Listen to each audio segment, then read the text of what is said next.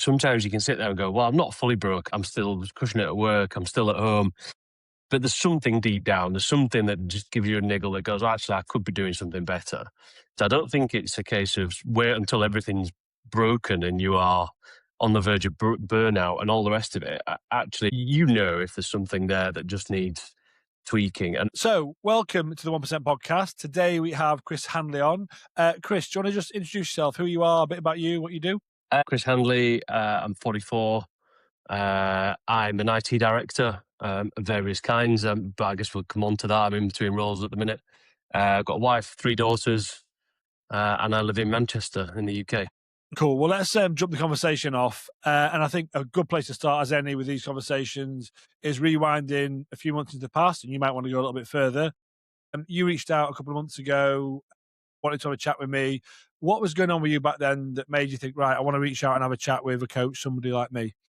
I guess I will go back further because I've kind of done this before, so I know the value in it. I've done it a fair few years ago, and my goals were different back then. It was probably more about physical fitness and health, and then just kind of future looking. But I think I found over time I'd sort of started to slip back into some bad habits.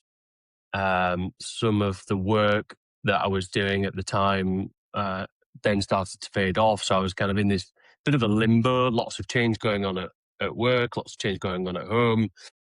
I was looking for a new role. So there was lots of things all converging at once. And I thought I really just wanted a bit of a reset and a bit of a top up really on this kind of exec lifestyle coaching of how I can sort of get back and work at that level that I was doing before, really. So that's why I've seen you on LinkedIn, liked the posts and the kind of message that you were giving. So we had a chat, 2.5, 3 months ago, something like that. Yeah. And we kind of went from there.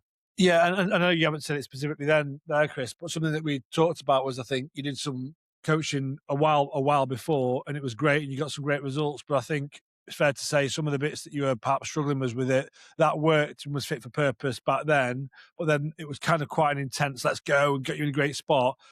Almost that wasn't quite working for where you're at now, right? Because there was more dynamics of what was going on. Is that fair to say?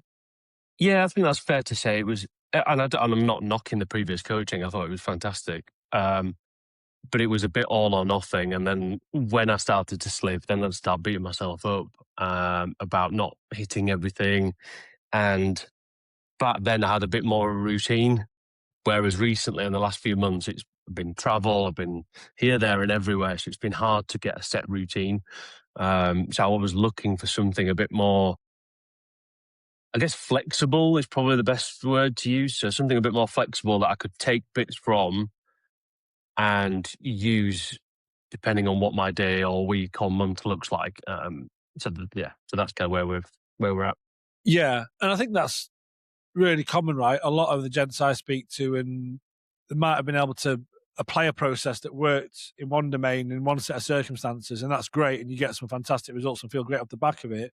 But then sometimes you're in a place where it's like, well, that's what I have to do, and you try and ram that into a life that looks a bit different, and there's a bit of a disconnect, and you can almost end up beating yourself because, well, I can't do it. What's wrong with me? And it's like, I don't necessarily think it's not like a conscious thing that, oh, I'm a dick, I don't want to do this. It's more just like, well, that worked. Why isn't it working now? And I think it's that ability to go, hold up, well, things are different now. And of course we need habits, behavior standards, good commitments for ourselves, all that good stuff for us. But I think if you've got quite a dynamic life with travel, kids, business, all those other things, like you were saying there, it needs to be flexible to be able to be deployed. And I think we've chatted about this a fair bit about the process, Chris. It's like, I think in inverted commas, high performance on one day might look different from what high performance looks like on the next day. And that's not one's better or worse. It's just relevant to what your life's throwing at you. And so being able to have an approach for ourselves that can kind of flex and flow with the demands of that is really important, right? Absolutely. I think you've hit the nail on the head, really.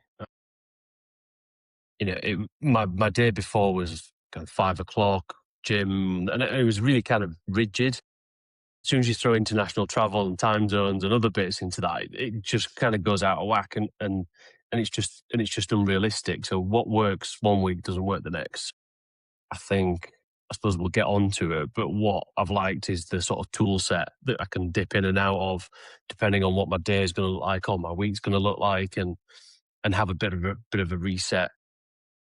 And it takes some planning to do that. Don't get me wrong, but at least I'm not beating myself up over not doing 10 habits every day or whatever it may be.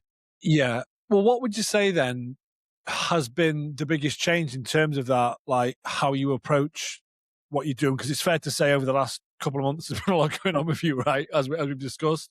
But I feel like you've been able to sort of like thread that needle pretty well. What do you think has been different and what's worked in order for you to be able to sort of flex and flow with all the stuff that's going on? I think so it's like a toolbox. So you can dip in and just go, actually, I'm going to do these 4 or 5 things this week and get the benefit of those. Um, but I think the biggest bit has been the mindset shift and the challenge from, well, not just a challenge from you, I guess, but from the other guys on the program that, okay, you're traveling next week or you're on a boys trip or you're doing whatever. You're not going to be living like a monk and getting up at 5 and not drinking, so kind of own that, and you go, well, okay, I'm going to have a few more drinks, but this is how I'm going to offset it. I'm going to eat better, or I'm going to, like I say, when I went on the golf trip, I was kind of get up and run every day to try and offset some of the beer. So, and I think that's the big one, is the mindset shift of I don't have to be perfect and do X, Y, and Z every day. I can do, even if I just do X and Y, it's still better than doing nothing. So Exactly. I think that's the biggest takeaway. Don't beat yourself up if you don't do everything perfect, but don't throw it all in the bin just because you haven't done one thing. Yeah. Well, there's that analogy that I've given, I've shared it on these podcasts, and I think with you guys, which is that perfectionist mindset. Is like you're driving down the road, you're like, oh shit, you get a puncture. So then you jump out and stab the other 3 tires. It's like, whoa, whoa, whoa, whoa. Like we use that metaphor quite a lot in the group, right? It's like, Chris, put the Yeah. knife down. Here's a puncture repair kit. Let's keep going. And I think a lot of the time, in my experience, not always, because there are things that happen, but what you think has gone wrong and what you haven't done is miles worse in your mind than the actual reality of what it is. And what kiboshes any kind of progress or forward momentum isn't the thing that you think's messed it up. It's your behavior off the back of what you think you've done when you go, oh, fuck it, or whatever. I think that's the key. And so I think it's been able to learn that. Now, of course, within that, there's usually always some learnings, right? So it's like, what have we learned here? But it's more the art of being able to go, well, XYZ's happened. So I can still do, like you said, Y, and that's okay. Oh, I've learned that when X, Y, Z happens next time, I can do something a bit different. But then that allows for this stuff to, sort of, I guess, mature and grow, and you can keep going. Whereas if we feel like there's this one binary set of rules that I must follow no matter what, I would challenge that's almost as fragile as having nothing, because, like, if any of those bricks fall, it's like, oh, it's all off. It's like, no, it doesn't have to be like that. And when I say I mean one's ego sometimes doesn't like that because you want to do more, but sometimes it's not through any fault of yours. It's just life and travel and whatever, right? And so it's, what can I do given the circumstances that I'm being presented with, right? Yeah. No, I'm certainly, yeah, I can't add to that really. You've said it perfectly. Yeah. What would you say then? You've come through the process, like where you were sitting then. What would you say to a Chris that was sitting back then, with the sort of struggles you had with what you've learned now? Like, what would you say is the sort of the key learning or takeaway for you and for anyone listening, really? Because there's lots of guys like you that are full on hard charging, high performer, want to sort of succeed in a multitude of areas. What would you say to someone like that, having come through the process so far? And look, for transparency, I know there's more stuff we're going to do and continue to work on, but like, what's been the biggest takeaway? Um, I think just doing it. I think that, there's, I think sometimes you can sit there and go, well, I'm not fully broken. I'm still crushing it at work. I'm still at home. But there's something deep down. There's something that just gives you a niggle that goes, actually, I could be doing something better. So I don't think it's a case of wait until everything's broken and you are on the verge of burnout and all the rest of it. Actually, if there's something there that just needs tweaking. And like I say, when this is not for me, it's not like a big whole lifestyle shift. This is just about improving, tweaking, to make me more performant at work, to be more present at home. That's kind of one of my big things. To be a bit more healthy and be mindful about that kind of stuff. The gratitude and journaling work, that actually is probably one of the biggest outcomes for me. So I think there isn't just a one size fits all. It's not. I think a lot of guys come on with the health side and want to lose weight, but it's so much more than that. You can go and get a PT for that, Yeah. but that doesn't fix any. That doesn't fix maybe the whys and the life and some of the reasons why you were in that state. So for me, this is a bit of a whole package because it works on other things as well, and it gives you realistic tools to be able to use and deal with things. That's what I found. And like I said before, you can just pick and choose those. Like one week it might work, and one week it might not. So it's so yeah. Now I've got those.